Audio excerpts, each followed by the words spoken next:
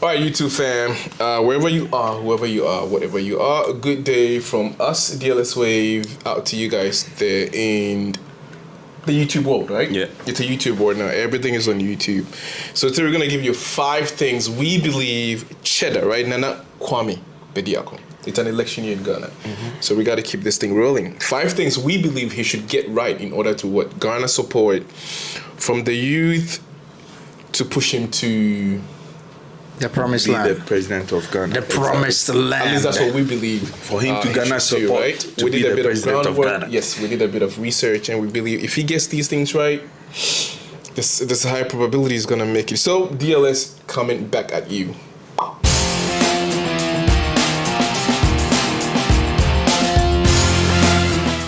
Number 1, what we believe Cheddar Nana Kwame Bediako should get right is what? To craft a compelling narrative. We gotta unpack that, break that down. He's supposed to develop a personal story that resonates with voters. Highlight his journey, values, and vision for the country, making it relatable and inspiring. So if we're just gonna break it down, do you think he's already done that? Is he inspiring the youth, inspiring people, telling people about his story, his journey from where he started off and where he's gotten now? And it's just bits and pieces all about it. It doesn't look structured to me. And I'll vote for him if I was in Ghana. But I don't think his story that he's telling now is quite structured. I don't want to go into details, but that is what I think. I don't think it's quite structured. You think he's just giving the people like bits and pieces of his journey of himself? Bits and pieces. Yeah, we don't really know him as a person.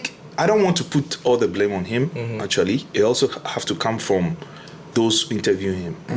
Right. The journalist or whatever media they come from.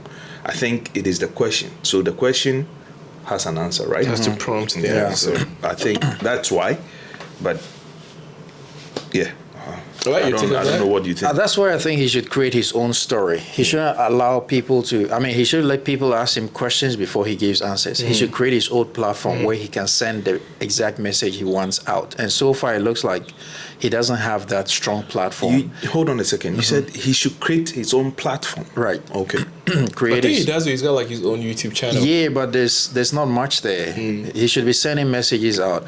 Besides that, I think that so far most of his message has been based on motivating the youth to create wealth.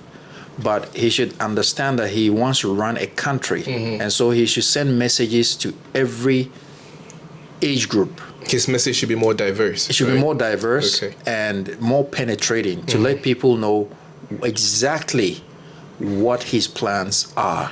Because so far it seems like everything he's talking about is just about the youth and also about how to create personal wealth. But it's not really a message that is for the whole country. I think that's why he should focus on. I fully agree, but I think this is where I'll back him a little bit. That's why I mentioned the journalist or the people that interview him. Yeah. Sometimes he has to say or answer the questions the way they ask them. Exactly. So what we are talking about here, telling his story, if his platforms, he can, let's say every 2-3 days he comes out with a message and stuff, then I agree with what you're saying. But when he goes to interviews, it is on to the interviewer to punch him with this kind of questions. You understand? Right. So from from his answers, we will know exactly what his plans are. Right. Right. All right. Number 2. Here we go. All right. Utilize social media strategically. That being said, he's supposed to engage with voters on platforms like Twitter, Instagram, and TikTok, right? Even share behind the screens content, policy announcement, and personal moments to build strong online presence and connect with younger demographics. So it's pretty basic. You have to share behind the scenes content for people to see who you really are and stuff that's going on behind the screens. Is he doing that now? Not that I've not seen one. Exactly what he said. It was in his what you said, like he needs to create that platform where at least once a week, because you're new and already we are politically loyal to other parties already. So you need to break the chain, right? So you have to do something way different from the norm. Yeah. Right? Yeah. Because NDC, MPP, they are just competing to win more. You are just coming to break it. Yeah. So you have to come with the sledgehammer. Yeah, you have to. All right. Then it also includes policy announcements. So far, I don't think he's come up with any policies. I just think that he also should. We're talking about social media marketing, right? He should also leverage the use of the social media platforms that exist. Well, you might say some of them might not want to get into the political game because of what they might face and all that. But I think that even if that is missing, he could also, I believe in like audio visuals. He shouldn't just talk. When he's talking, he should come with video evidence. As he's talking, they are rolling these videos and people are seeing like where some people were before and where they are now and what did they do to get here. I think these are the things that would make an imprint in people's minds, because we're used to the talking. And if he says he wants to change the status quo, he should come with a different formula. And if I were close, what I would advise him to do is he should get these videos of industrialization, of how countries have transformed. Play to people to see with their own eyes. They hear and they see. Then people will begin to understand the message. But if someone is used to living in water for so long, and all of a sudden you tell him he can fly, it's impossible. You need to show him people who have done it before. And on top of it, I think he has to choose the language side. He has to add more language to his messages. That's also the local languages. The local languages, including the visuals you mentioned. And I think with time, people will start buying into it because they've seen. I always say. All right, number 3, engage in active listening, which means attend town halls, community meetings and forums, listen to voters' concerns and feedback, showing empathy and a willingness to address their issues. So it's Cheddar doing something like you're listening to the masses. I think with students. I think so far that's what he's done really well with the 16 regional listening tour. So I think that we can give him a check for that. I agree. But I think he still needs to do more because of the opposition he's fighting against or he's challenging. Right? Because the loyalty for the MPP and the NDC in Ghana is... I saw someone say that she is MPP. Even if MPP puts a sheep or a goat there and they put on the ballot paper, she will still vote for. So people like that need to be saved. All right, jumping right on to number 4. Leverage influencers and endorsements. Let's break it down. So partner with popular influencers and secure endorsements from respected figures to amplify your message and reach a broader audience. So we can talk about people like Wadimai, Sheldon, Code Mickey. The other one I forgot to say. Magraheb. Not to mention, DLS Wave. So he's supposed to ideally go onto these platforms, get endorsements and stuff like that from like all these places, because these guys got huge following. Is he doing anything? Do you see him doing stuff like that? Maybe a couple. I just saw. I didn't listen to all the interview, but I forgot what's the name. Something K something. I've forgotten. But the thing is, he needs to do more. He just needs to do more. First, because he claims he's for the youth, right? Youth empowerment, right? So this is the time. We have our phones. We want to change the narrative, as in the youth. So get them to do the job for you. It's like the. Oh, you mean get the influencers? The influencers, these, social media get guys. a lot of them. There are a lot of. Listen, I keep going back to. He has a challenge, and the challenge is to break the mold. Break the old. It will take some time, but you need the youth, because in the next 4 years, they will make the change. So this is the time. He needs to start building that platform. I would go even further to say he should also even look beyond those and look for real influential people in the business community, or people who call the shots in Ghana, because there are many business people who have been unfairly treated by whatever previous governments. And there are people like that who would want to throw their support behind somebody who is willing to go their way. Yeah. I take, for instance, this man who had UT Bank. Oh, I know. He was recently interviewed, and something Boating, yeah. I forgot the name. Or something. I forgot the name. But yes. Yeah, very nice name, but I forgot the name. He was recently like on the government's neck because when they did the restructuring of the banks, his bank collapsed. Yeah. He's still in the business limelight, but he started a bank from scratch and the bank collapsed, and you could see he was very bitter. Yeah. I think he can leverage people like this, the energy they have, to make a change, because these people are influential people too. So beyond the social media platforms, he could also use influential business people to because these are people who have lost everything anyway, so they don't care if they are on the wrong side of the ruling government or whatever. They'll be willing to support him. Yeah, I mean, that is a no-brainer, but I think social media influencers are like, I think they really Oh, yeah, got a lot definitely. of following, because Yeah. even if you talk about private, like, you know, business people, they may not be able to reach that many people. Yeah, they'll still Right. need the social media, Because to right now, send a everything you do, message out. marketing, you Yeah. have to get on social media. That's when Right. you get your voice amplified. Right. All right, number 5. We're going to drop it at the last point, checkpoint. Develop clear and concise messaging, which is what? Create memorable slogans. So we know what slogans mean, right? It's just like, I think 4 years ago, it was like 4 more for Nana, right? These kind of like, it gets stuck Nice, in break people's the head. 8. Yeah, it gets stuck in people's head and becomes like, you know, a household thing. Right. So kind of like garners a bit more popularity for you. So do we have anything or any indication that Cheddar has a slogan going around? It's just the force. That's all I know. Right.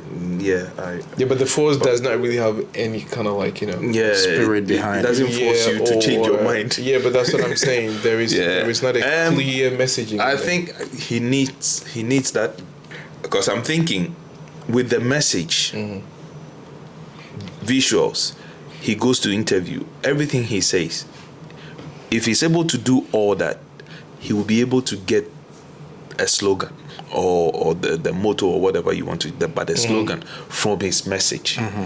And it seems like he's been speaking, but I don't think this is something he has to do. He has to kind of like sit with his team and come up with, because these things they're not something you just kind of hone. he It needs has to. be That is what I'm saying. premeditated. You have to look at your plan, right?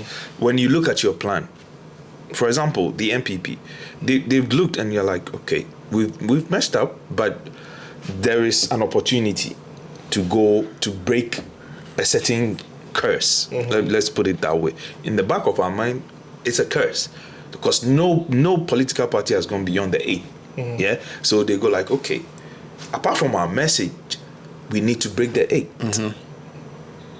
Right. You understand? So he needs to sit down and say, listen, I'm fighting this, or I'm challenging this. Okay, what message or what slogan can I bring that would shift? And I don't think he has done that. But if he gives me the opportunity, I can give him one. Cool. So what do you think so far? I don't think he's come up with like Yeah, I mean, just clear like Obama. slogan. Obama came with what? Yes, we Yes, we can. can, And yeah. it caught on with everyone around the world. I And then think Trump was like, what, make America great again, yeah, something like that. So I think that he definitely needs some of those slogans. Like you said, these are the things that stay in people's minds to remember you. But beyond that, I also think that he has to work on his communication when he's being interviewed. Sometimes I feel like he talks too much. And he talks too much.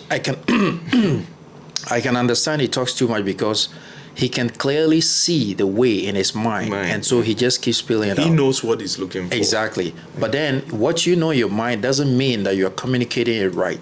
Sometimes you don't have to talk too much. Your choice of words, your choice of sentences will send the message out So anyway. basically you're saying he needs some grooming in He that needs some sector, grooming right? in his speech and communication. Yeah. Because sometimes people don't take him seriously because of how he speaks. There's a way you go about everything.